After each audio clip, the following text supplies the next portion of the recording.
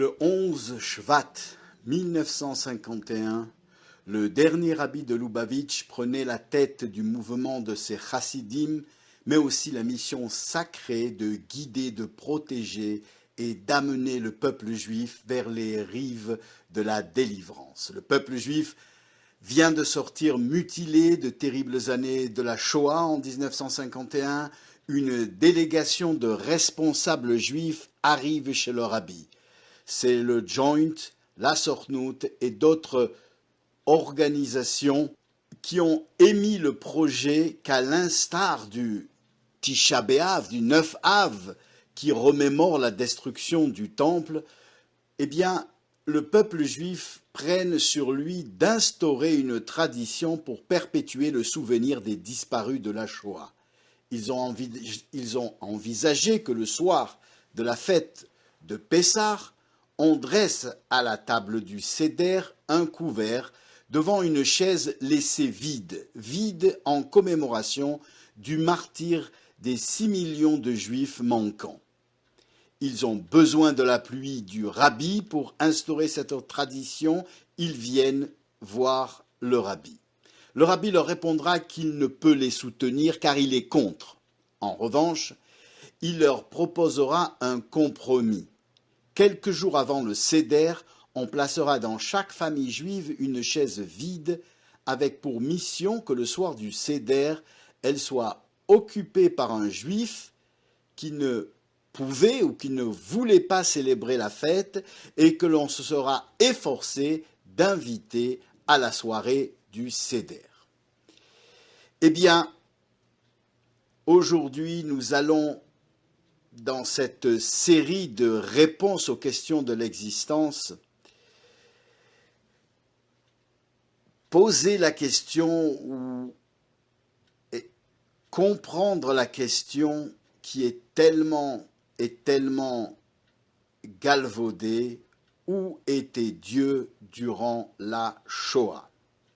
Le peuple juif a vécu avec la Shoah, l'Holocauste, un des plus grands traumatismes de l'histoire, et je pourrais dire que jusqu'à l'arrivée du Mashiach, le peuple d'Israël en souffrira et sera secoué d'effets post-traumatiques qui seront sans résilience. Si la blessure est profonde et qu'elle saigne encore dans les cœurs, il est clair cependant qu'elle s'inscrit presque en bout d'une chaîne de souffrance qui remonte à la nuit des temps. Pour répondre à la question, lorsqu'elle est posée, il est donc nécessaire de comprendre ce qu'il y a derrière la question. L'interrogation « Où était Dieu durant la Shoah ?»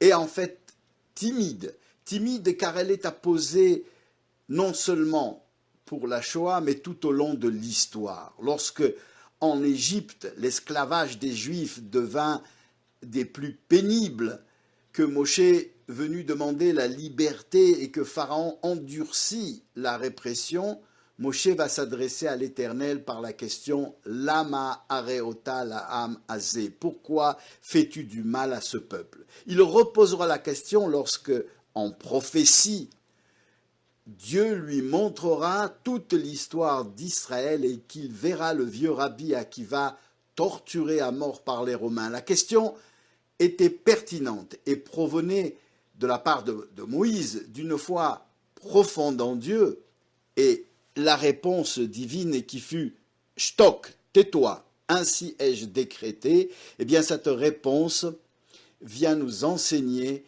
que si la question était fondée, la réponse échappera à nos capacités intellectuelles jusqu'à l'arrivée du Messie. Pouvons-nous saisir les deux postulats avancés par les prophètes? Aïn lo ra'ata Elohim zulatra ya'ase lemecha kelo. Et l'autre postulat, Va'amarta bayom ha'u otra Hashem ki anafta bi yashov apecha utenachameni. Deux postulats qui décrivent ce qui se déroulera durant ou après l'arrivée du Messie. Littéralement, le premier d'abord, jamais œil humain n'avait vu un autre Dieu agir de la sorte en faveur de ceux qui l'ont attendu. Puis ensuite, et tu diras en ce jour, je te remercie, ô Seigneur, d'avoir fait éclater sur moi ta colère, car après la colère, je suis consolé. Et en voilà l'exégèse du judaïsme, l'exégèse que feront nos maîtres de ces deux postulats, de ces deux versets, les événements, les faits et les conditions de la Géoula, de la rédemption, seront telles, les révélations, la libération, l'extase, le bonheur et le triomphe seront tels qu'il est impossible de le saisir avant que cela arrive. L'imagination humaine ayant ses limites, il nous est impossible d'imaginer, même dans nos rêves les plus fous, ce que pourront être les choses de cette époque. Cependant, ce sera tellement fantastique que, pensant aux souffrances de la galoute qui permirent cette Géoula, nous comprendrons que cela était bien. Nous en remercierons le Créateur et nous sentirons que s'il fallait passer par là pour arriver à ce que nous vivrons, alors cela était bien. Au point que l'on dira alors « Merci de nous avoir secoués ainsi ». Cependant, en attendant, eh bien, les limites de conception de fiction de l'esprit humain ne laissent pas l'homme pouvoir imaginer cette félicité. Nous ne pourrons pas imaginer de telles conditions qui nous pousseraient à remercier d'avoir été éprouvés. Il nous est donc aujourd'hui impossible de répondre à la question « Pourquoi ?» La question exprimée par le croyant est nécessaire, positive, légitime. C'est la prière, c'est le cri, c'est le désir de dépassement d'une âme vertueuse, assoiffée de justice et d'amour. Et c'est la réponse qui est qu'il n'y a pas de réponse. Et il n'y a pas de justification que l'humain puisse appréhender, car l'esprit de l'homme ne peut saisir. Le fait que lorsque nous serons libérés, nous vivrons des choses pour lesquelles nous pourrons dire oui, merci d'être passé par là. Si c'était pour en arriver là, cela valait la peine, c'est réservé pour après. On comprendra donc que toute tentative de justification rationnelle de la Shoah sera malhonnête. Ce que je dénonce comme malhonnêteté, c'est le genre de réponse qui voudrait nous faire croire que les souffrances du peuple juif sont des sentences, des punitions ou des réactions de la justice divine aux égarements des Juifs. Il est vrai qu'avant la Shoah, des pans entiers du peuple d'Israël se sont fourvoyés sur les chemins de l'assimilation. C'est vrai que le phénomène était né en Allemagne, qu'il y avait atteint son paroxysme dans les années 30. Cependant, un tel rapprochement est inconcevable, car précisément en Allemagne, les Juifs ont enduré au cours des siècles précédant la Shoah des souffrances pas moins terribles que durant la Shoah, alors que les Juifs y étaient alors tous fidèles et pratiquant avec une ferveur et un courage exemplaire. Cela est clair pour l'historien ou pour celui qui sait ce que les Juifs au Moyen-Âge ont enduré des croisades, des persécutions de Rodolphe Ier, des pogroms de Rhinfeld, de ceux de la peste noire, etc. Non, quand on parle de Shoah, on ne peut envisager une thématique avoisinant la punition. C'est inconcevable pour celui qui croit en l'amour infini et inconditionnel de Dieu, pour celui qui sait la miséricorde, la patience et la compassion infinie du Créateur. Comment imaginer un Dieu qui, parce que certains, fussent beaucoup, de ses fidèles l'ont rejeté, frappe sans distinction hommes, femmes, vieillards et enfants innocents? Combien de chassidim et de justes parfaits ont été massacrés? Ce genre d'explication convaincra ceux qui croient aux dieux antiques des barbares, mais pas à ceux qui savent qui est le Dieu d'Israël.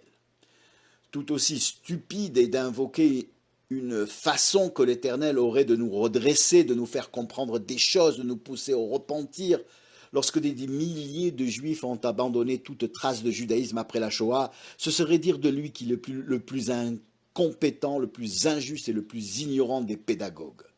C'est déloyal aussi d'invoquer une conséquence naturelle du comportement des Juifs. Si aujourd'hui on peut imputer à la politique de l'État d'Israël la souffrance des familles de milliers de Juifs massacrés par la terreur palestinienne, ce n'est pas vrai pour les Juifs à l'époque de la Shoah.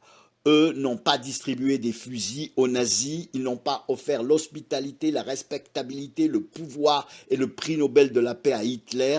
Ces Juifs étaient le plus souvent des héros. Aujourd'hui, lorsqu'on détruit et expulse les Juifs du Gush Katif, on peut être affecté de voir des milliers de soldats de Tsahal obéir comme des moutons aux ordres. Mais il est injuste et ignoble de le reprocher à nos frères et sœurs des années 39-45. Ils n'avaient pas, eux, d'autres alternatives.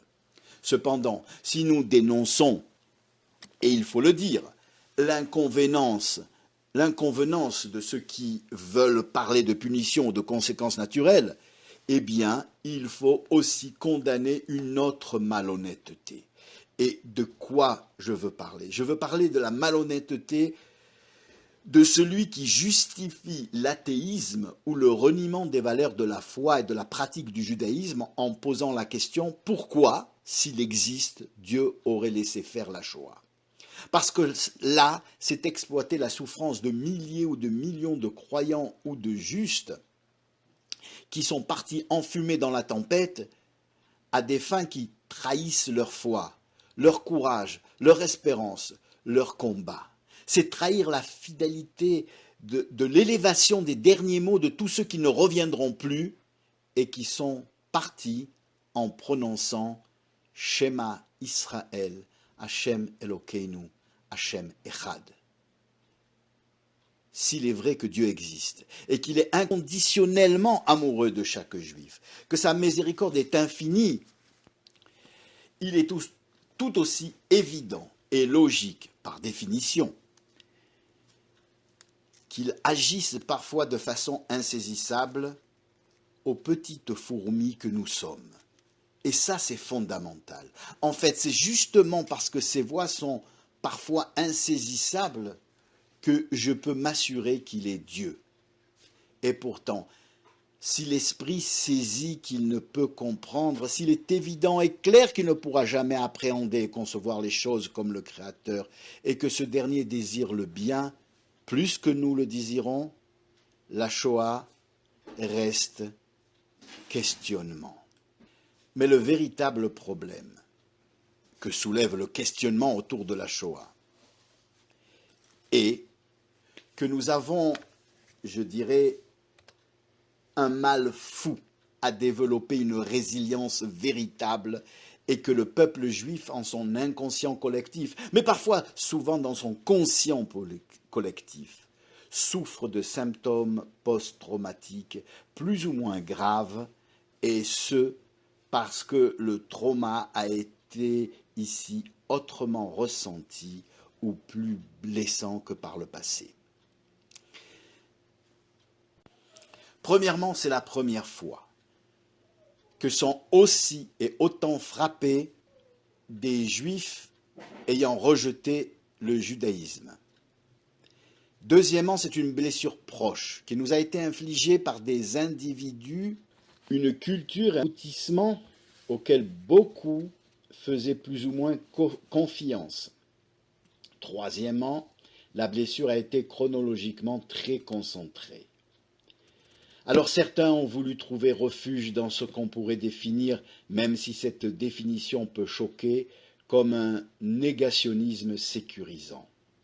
Ils diront ce ne sont pas les Juifs qui ont été touchés, c'est la démocratie, c'est Voltaire, c'est le socialisme, ce sont les Noirs, ce sont les autres, ce sont les races non blanches, ce sont les Arabes, c'est Jésus, ce sont les Palestiniens, etc., et etc. On a honte de dire que ce sont les Juifs. C'est parce qu'ils étaient Juifs, parce que le Juif est un genre anormal qui porte une primauté, pour ne pas dire une supériorité non dite, inavouable, mais aussi insupportable, et elle a été le portal d'un Dieu qui implique la justice, l'honnêteté, la paix, la vertu, le mérite de l'intelligence, de la bonté, de la miséricorde et de l'amour, non seulement des iuro, des dicto, des lege ferenda, mais surtout et avant tout de facto. C'est le juif, son corps et son âme qu'on a voulu exterminer. Et c'est le juif, son corps et son âme qu'on doit faire triompher pour résilier le trauma. Le juif, mais pas Voltaire, pas la démocratie, pas l'humanisme, pas le socialisme, pas le pluralisme, pas les Palestiniens, pas Jésus, pas Marx, pas même Freud ni même Herzl, mais le juif. Il y a une perversité politique et éthique qui procède aussi du négationnisme, de vouloir isoler la Shoah des autres souffrances antisémites essuyées par notre peuple depuis la nuit des temps. On peut faire des voyages en Pologne, établir et respecter les institutions de célébration de la Shoah et les gardes à vous durant les sonneries de commémoration, quand cet isolement et ces célébrations permettent la légitimité de tout antisémitisme moderne post-Shoah, parce qu'étant différent. La Shoah ne s'inscrit plus alors dans le temps, elle devient intemporelle et donc irréelle, chimérique. La Shoah n'a alors aucun rapport avec la peste noire, avec les croisades, parce qu'on veut inconsciemment ou peut-être consciemment que ça n'ait aucun rapport aussi avec l'expulsion des Juifs du Gush Katif, avec les enfants brûlés vifs dans leurs poussettes, avec leur mère qui les amenait prier au Kotel, dans l'attentat du bus numéro 1, etc., et etc. Que ça n'a aucun rapport, qu'on ne puisse faire aucune comparaison entre les accords de Munich et ceux d'Oslo, aucune comparaison entre guillemets, marcher comme des moutons vers l'abattoir et l'obéissance militaire aux ordres d'expulsion de Juifs aujourd'hui. En fait, oui, la Shoah était différente. Parce que c'est la démocratie qui l'a montée au pouvoir. Parce que l'Allemagne était la fleur de lance de la culture européenne moderne. Parce que la Shoah a prouvé que l'assimilation, la normalisation des Juifs n'a en rien aidé le peuple juif. En ça, la Shoah est différente. Mais alors, ça ne fait que porter au paroxysme la perversité de ceux qui utilisent la Shoah pour justifier l'abandon de valeurs de la culture, de la tradition des victimes et de leurs ancêtres. Pour adhérer et préférer au nom de la Shoah la culture, la mode, l'intellectualisme, l'esthétique et le sens du sacré d'une Europe, d'un monde, d'une civilisation qui a pu faire naître, laisser grandir l'indicible, ou bien fermer les yeux puis tolérer, si ce n'est voir d'un bon œil ce qui s'est passé, et épouser la culture, l'éducation et les références de sens d'un monde qui était content que d'autres le fassent à leur place. Hitler n'est pas né dans un chou, et Pétain, Drummond, Laval et Mitterrand de l'époque et les autres ne sont pas nés dans les roses, ils sont issus d'un processus, d'un enchaînement culturel. À la question où était Dieu durant la Shoah, il serait légitime de poser la question où était l'homme durant la Shoah. En tant que fils de rescapé, avec tout ce que cela a de signifiant, de significatif et lourd de sens, je dirais que le Dieu d'Israël était bien présent durant la Shoah, et les hommes aussi d'ailleurs. Certains ont voulu l'éradiquer, d'autres l'emporter avec eux. Certains ont voulu en faire l'impasse, et ils sont restés enfermés derrière les fils barbelés de l'histoire. mais d'autres l'ont emporté serré très fort contre leur cœur, et ça leur a permis de quitter la fatalité de l'histoire, de la transcender, de la sublimer. Cependant, on ne pourra jamais accuser ceux qui ont vécu l'enfer et en sont restés prostrés de douleur derrière la question « Pourquoi ?» C'est à nous de les libérer en faisant triompher le juif, son corps et son âme. C'est à nous de les libérer en faisant vivre, grandir, triompher ce qu'il y a de juif en nous, en eux et dans le monde. C'est à nous de les libérer en offrant le triomphe du juif grand et digne, puissant et authentique en nous, en eux et dans le monde. Lorsque Marc Alter vint présenter au rabbi de Lubavitch son livre La mémoire d'Abraham, le rabbi lui demanda « Connaissez-vous le chassidisme ?» Marc Alter de répondre « Mon grand-père était chasside. » Le rabbi « Pourquoi le dites-vous en employant le passé ? Vous avez dit « était chasside », Marc Alter, parce qu'il est mort dans la révolte du ghetto de Varsovie. Le rabbi « Mais vous êtes là, bien vivant. » Marc Alter « Oui, mais moi, je ne suis pas chasside. » Le rabbi « Ah, je comprends pourquoi vous dites « était » au passé. Hitler aurait-il pu exterminer l'immortalité du grand-père si le petit-fils ne l'avait laissé faire? Mais la chaise ne restera pas vide le soir du Seder. Les rescapés de l'histoire, la génération du 5e fils, le fils de ceux qui ne pourront plus poser de questions, est là, assis à table du Seder aujourd'hui. Elle attend cette génération, salue et pavoise déjà aux couleurs de ce roi de la maison de David qui viendra délivrer son peuple en ramenant sur le trône les modalités de l'ancienne monarchie de David. Comme nous l'enseigne notre maître le Rambam, clôturant son Mishneh Torah, la plus prodigieuse œuvre personnelle du judaïsme par ces mots. En ce temps-là, il n'y aura ni famine, ni guerre, ni jalousie, ni compétition, car les bienfaits seront diffusés à profusion et tous les délices comme la poussière de la terre. Ainsi, la seule quête de l'homme sera de connaître l'Éternel. Les Juifs seront de très grands sages, pouvant saisir la connaissance divine en tant qu'être humain, et le monde sera rempli de la connaissance de Dieu, comme les eaux recouvrent la mer.